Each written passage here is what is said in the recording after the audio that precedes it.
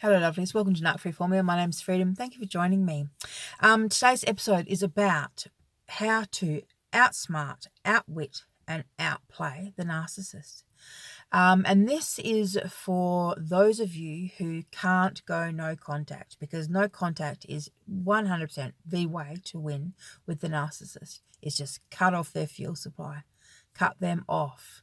But if you're in a position where, I don't know, you either work with them, live next door to them, co-parent with them, and I say that in inverted commas. If you're in a situation where no contact is not an option, then outwitting, outsmarting, and outplaying is the next best option. And also because, hey, if it's safe for you to do it, then have some fun with this stuff.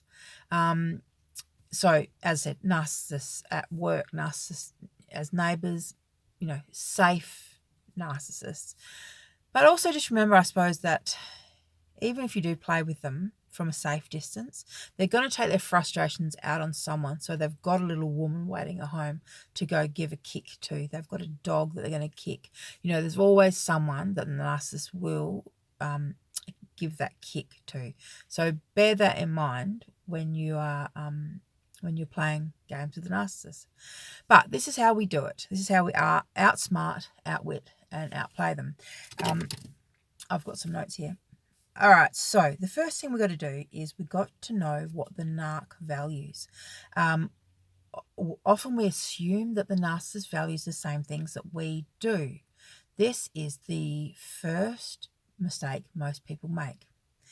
The narcissist is not like us on any level. What they value, what they believe, the things that they hold dear, completely different to us neurotypicals. So the narcissist cares about, first things first, fuel. Second thing is their image and their ego, so their false construct, keeping that in place. So anything that attacks their false construct, anything that destabilizes them, strikes a blow at them, at the heart of them. So when you know what they value, when you know what they think is important, then you know what your targets are. So let's just go to number 2 and then I'll kind of backtrack. So number 2 is being the master tactician. And what I mean by that is keep in mind, this is like a war. So essentially you need to plan out your battle strategies, because there are going to be places where you will have these battles. So for example, if it's a narcissist that you work with, obviously when they're at home and you're at home, they are the spheres that you would expect that are kind of out of bounds, essentially.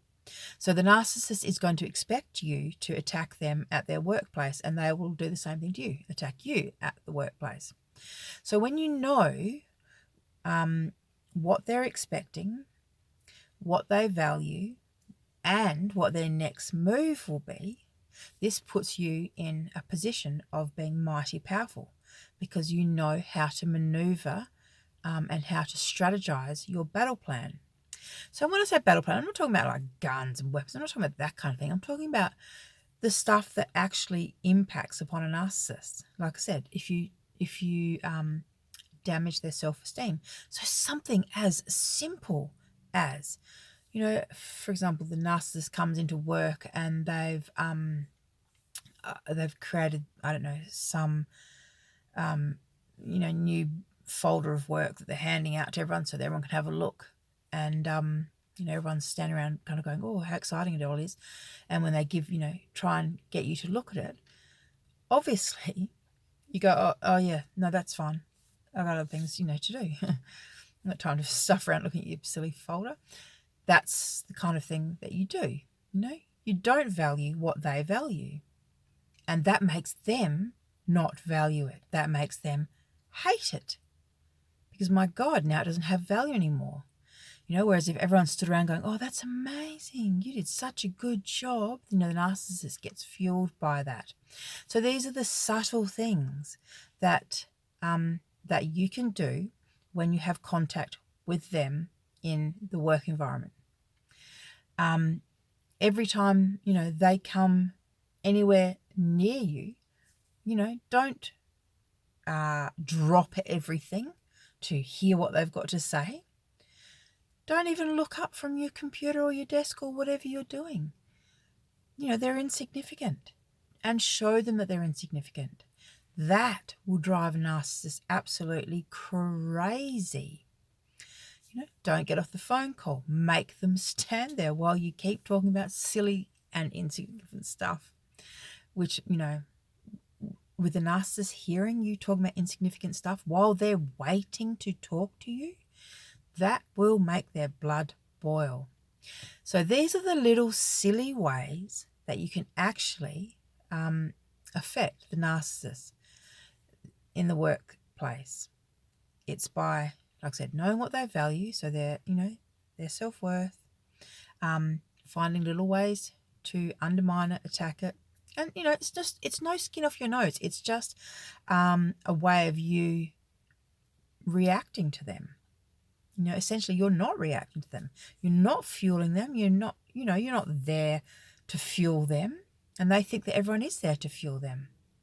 So it'll be very frustrating for the narcissist not getting the fuel that they want from you.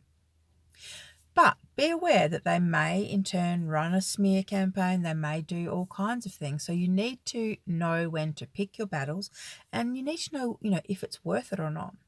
Because sometimes it may not be worth it.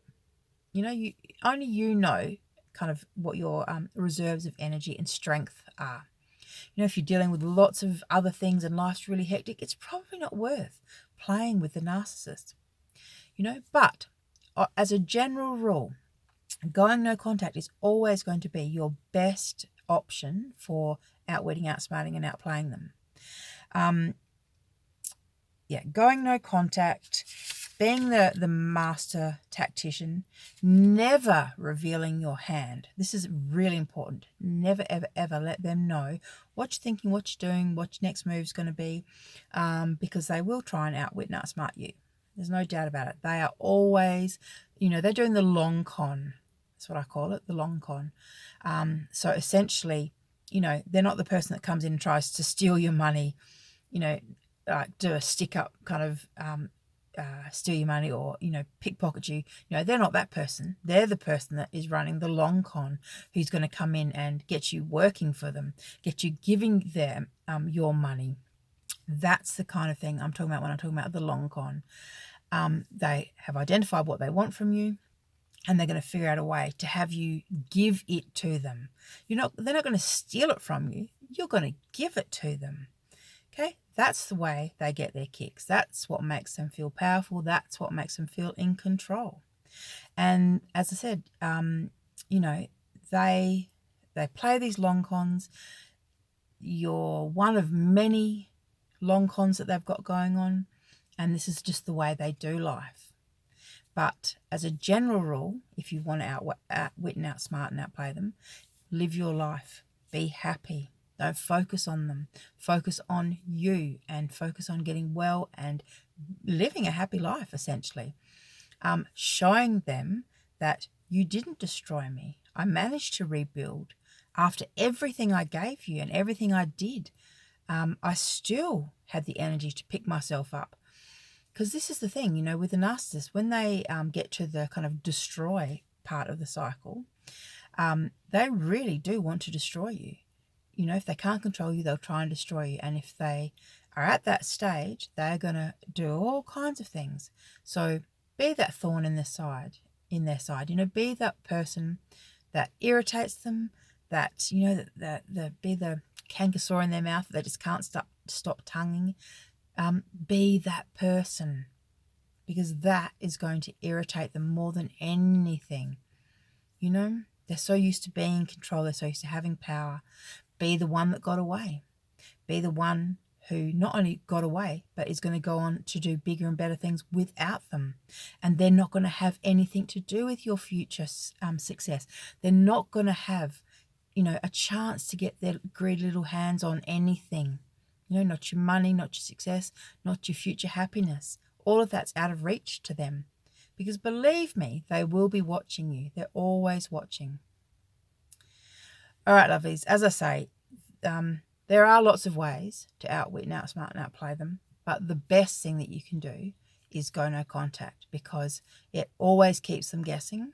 They'll always wonder, because when you say to them, I don't want to talk to you anymore, essentially, you've just told them exactly what they wanted to hear. They want updates. They want to know what's going on. But when you don't tell them what's going on in your mind, that makes them get obsessive. That makes them think about it, and they're expending energy on it now, thinking about it, wondering about it, figuring out ways to find out, asking people about you.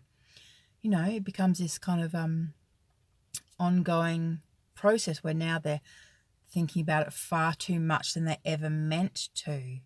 So it starts taking fuel from them. As I said, just be their thorn in their side. I plan to be the thorn in my ex's side for the rest of my life.